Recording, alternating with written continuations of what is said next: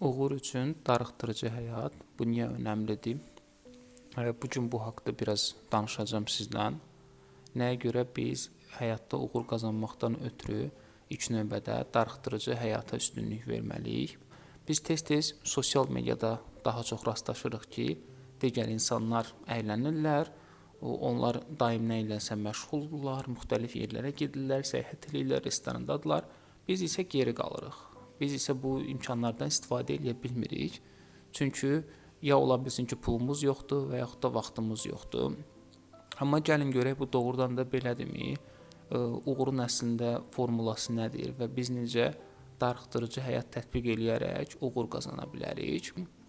Darıxdırıcı həyat ilk növbədə ondan irəli gəlir ki, biz özümüz üçün yaşamağa başlayırıq və ətrafımızdakılar üçün artıq yaşamırıq. Yəni biz hər hansı bir seçim etdikdə bunu öz iradəmiz və öz istəklərimiz əsasında edirik. Məsəl üçün burada ilk növbədə yeni əşyaların alınmağından söhbət gedə bilər. Biz yeni bir əşya aldıqda təbii ki, istər-istəməz qısa müddətə xoşbəxt oluruq, amma özünüz bir anlıq beyninizdə canlandırın, o aldığınız telefon və yaxud da yeni bir əşya bir müddətdən sonra o hardasa gözünüzdən düşür, onu artıq istifadə etmək istəmirsiniz, əvvəlki effektivliyi olmur. Deməli, yeni əşya almaq əslində insanı uzun müddətə xoşbəxt etmir və bizi xoşbəxt etməyən şeyləri biz təkrarladıqca istər-istəməz özümüzdən kənarlaşırıq, özümüzə fokuslana bilmirik və öz şəxsi inkişafımıza, öz şəxsi istəklərimizə sərmayə qoyma imkanlarımız azalır. Və hər bir halda yeni bir əşya alarkən və yaxud da paltar alarkən bizdə dopamin ifraz olunur. Yəni uğura çatmaqdan ötürü heç də biz o sosial mediada gördüyümüz və yaxud da ətrafımızda gördüyümüz insanların həyat tərzini kopyalamağa və yaxud da təkrarlamağa ehtiyac duymamalıyıq. Bu bir tərəfi. Digər bir tərəfi misal üçün biz darıxdırıcı həyat dedikdə, məsələn, mən ən tez-tez gəzinti nəzərdə tuturam ki, çöldə gəzinti etmək, xüsusən də 1 saat, 2 saat vaxt ərzində, yəni qulaqda heç bir qulaqçıq olmadan sadəcə gəzinti etmək, ətrafa nəzər salmaq ki, ətrafda nə baş verir, imkan daxilində ağaclara baxmaq, digər maşınlara baxmaq və bu gəzinti əsnasında özünüzə fokuslanmaq, öz məqsədlərinizi, istəklərinizi bir-bir beyninizə canlandırmaq, gələcəyə aid müəyyən planlar qurmaq, istəklər həyata keçirmək də nə qədər darıxdırıcı görsənsə də bir o qədər sizə kömək eləyir ki, özünüzü dərk eləyəsiniz. İnsanın mənə elə gəlir ki, dayandığı və daha çox özünü dərk elədiyi yerlərdən biri də onun xəstələndiyi vaxtı. Allah eləməsin, biz xəstələnəndə istər-istəməz sağlamlığımızdan başqa heç nə düşünmürük və fikirləşirik ki, sağlamlığımız bizim üçün çox vacibdir. Bir dənə sağalım və mən artıq tamam başqa cür insan olacağam. Əslində biz eyni belə deyək fərqindəliyi real həyatda da edə bilərik. Başqa bir məqam isə komplekslərdən azad olmaqdır. Mən həmişə deyirəm ki, insan komplekslərindən azad olmadıqca o istəklərinə, məqsədlərinə çatmaqda çətinlik çəkəcək. Bunun ən yaxşı yolu nədir? Məsəl üçün bir coffee shop-a və yaxud da restorana gedirsiniz. Orada həmişə biz gedəndə restoranda və yaxud da belə yerlərdə biz nə edirik? Biz çalışırıq ki, biraz çox sifariş verək ki, digərləri biraz bizim haqqımızda kasıbıq deyə düşünməsinlər və yaxud da biz də belə deyək, ətrafdakılardan geri qalmayaq.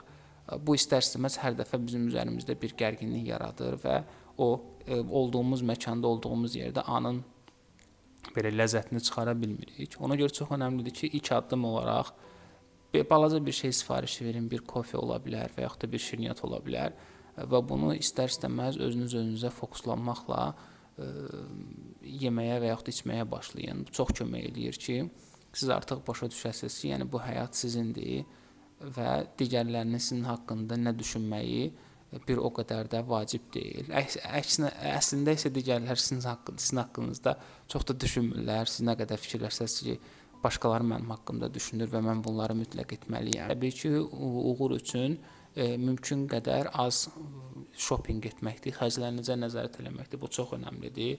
Çünki çox xərcləmək əslində sizi qısa müddətə müəyyən qədər o dopaminə məruz qoya bilər. Yeri gəlmişkən dopamin, yəni bayaq da bəlkə də qeyd elədim bunu ki, yəni sizin həzz hormonu ifraz etməyindir beyninizin və bu siz istər-istəməz alış-veriş etdikcə ifraz olunur. Ona görə də çox vacibdir ki, bundan bir qədər qaçmaq, yəni bu doğrudan da mənə lazımdırmı bu aldığım şey, onu sorğulamaq, əslində impulsiv olaraq alış-veriş etməmək, bu çox önəmlidir və bunun nəticəsində istər-istəməz o şeylərdən qaçıb daha vacib məqamlara fokuslanmaq olar. Doğrudan da sizə nə lazımdır? Yəni həyatınızda. Əgər ki siz idman ilə məşğul olacaqsınızsa, deyək ki, futbol oynayacaqsınızsa, fokuslansaz ki, sizə ən yaxşı paltar olmalıdır əyninizdə futbol oynamaqdan ötürü. Bu bir o qədər də uğura gətirib çıxarmayacaq. Amma fokuslansaz ki, əgər topu hansı texnika ilə vuracaqsınız və yaxud da necə qəbul edəcəksiniz, bu hər hansısa bir idman formasından daha önə keçəcək və siz uzun müddətə istər-istəməz yaxşı futbol oynamağı bacaracaqsınız. Əgər hər hansısa bir məsələdə dediyim kimi uğurlu olmağa çalışırsınızsa, mütləq şəkildə darıxdırıcı həyatı seçməyiniz vacibdir. Çünki darıxdırıcı həyatı seçməyiniz sizin özünüzə fokuslanmağınıza, öz məqsədlərinizə getməyinizə böyük köməklik göstərəcək. Əks təqdirdə isə nə baş verir? Sosial mediada və yaxud da başqaları tərəfindən diktə olunan şeyləri etməyə başlayırsınız və istər-istəməz diqqət dağılır, məqsəd korlanır, sizə lazım olan uğur formulası itmiş olur.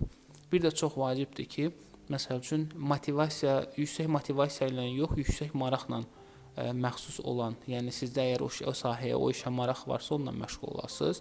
Nəyə marağınız varsa, bunları edəsiniz mütləq şəkildə.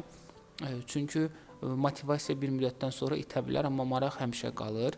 Nə qədər həmin sahədə çətinliklər də olsa, o marağın olmağı istər-istəməz sizi kömək eləyəcək ki, daim o yolda irəliləyəsiniz.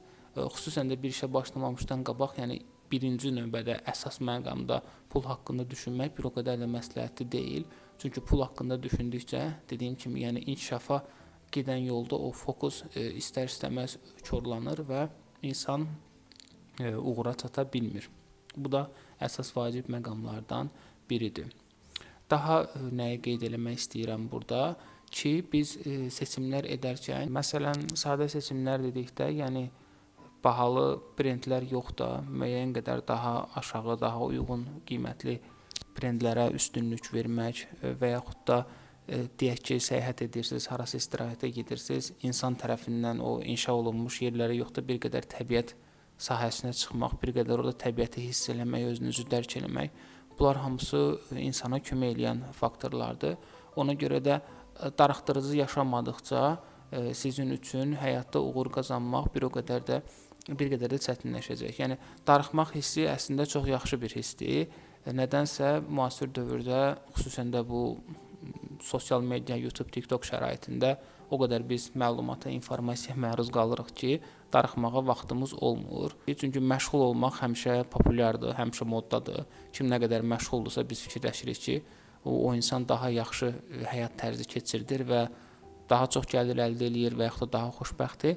Amma digər tərəfdən isə bunun əksini fikirləşmək lazımdır. Çünki biz darıxmadıqca, biz sadə həyat tərzi keçirmədikcə istər-istəməz bizim fokusumuz yayınır, öz mərkəzli düşünə bilmirik. Kənd yerlərindən ki, kənd yerlərində insanlar uzun ömürlüdürlər və onların məqsədi çoxlu pul qazanmaq deyil, amma onlar eyni zamanda xoşbəxtliyi də başa düşürlər və dərk edirlər. Nəyə görə bu belədir? Daha çox uzun ömürlü olurlar. Çünki onlar o yavaş həyatın dərinliklərini artıq başa düşürlər. Onlar o yavaş həyatı, darıxdırıcı həyatı yaşaya bilirlər. Bunu siz də öz həyatınıza tətbiq eləməlisiniz. Əslində tətbiq edirsinizsə, deməli uğur ya sizinlədir, ya da o hədəflədiyiniz şeyə tezliklə çatacaqsınız. Ona görə də çox vacibdir ki, uğur qazanmaqdan ötürü və yaxud da istədiyiniz şeylərə, istədiyiniz məqsədlərə çatmaqdan ötürü siz müəyyən qədər öz həyatınızdan narazı olasınız və sadə və darıxdırıcı bir həyat yaşayasınız.